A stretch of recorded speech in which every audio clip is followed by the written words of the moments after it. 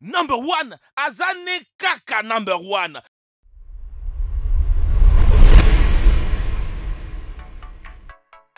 Pour pouvoir survivre dans une situation extrême, vous feriez mieux de vous assurer de savoir à l'avance ce qu'il faut faire. Après tout, lorsque vient les moments cruciaux, il ne vous restera qu'une poignée de secondes pour agir. Pour aider à accroître la sensibilisation à la sécurité, une équipe de sauveteurs professionnels a présenté des instructions détaillées sur la conduite à tenir si vous êtes à bord d'une voiture qui coule rapidement.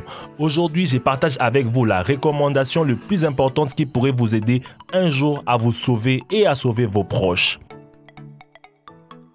Étape numéro 1. Dès que la voiture entre en contact avec l'eau, détachez votre ceinture de sécurité, baissez la vitre.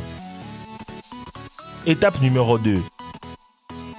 Sortez immédiatement de la voiture par la fenêtre la plus proche avant que les véhicules ne soient immergés. Les secouristes avertissent que vous n'aurez qu'une minute pour achever ces deux étapes avant que la voiture ne disparaisse sous l'eau. Ne perdez pas le temps d'essayer d'ouvrir la porte. Elle ne bougera pas en raison de la force de l'eau qui exerce une pression à partir de l'extérieur. Rappelez-vous la séquence. Détachez la ceinture de sécurité, baissez la vitre, sortir de la voiture. Et votre seule chance au salut. Une vitre manuelle vous donne le meilleur moyen d'échapper. Cependant, tout n'est pas perdu si votre voiture possède des vitres électriques. Le professionnel remarque que, selon le résultat des tests, l'électronique d'une voiture continue à fonctionner pendant au moins 10 minutes après son immersion. Si vous n'arrivez pas à baisser la vitre de votre voiture, cassez-la. N'essayez même pas de briser les pare-brises. Il est fait en verre Securite très résistant au choc. Beaucoup de magasins en ligne proposent des outils spéciaux pour briser les vitres de voitures à des prix abordables. Une autre option est d'utiliser des objets lourds à bout pointu. Vous devrez toujours garder de tels objets à portée de main dans votre voiture. Cela pourrait être un marteau, une clé en croix, un gros tournevis. Si vous n'en avez pas, vous pouvez utiliser un appuie-tête amovible. Frappez les verres avec les montants métalliques de l'appui-tête, un talon aiguille ou votre coude.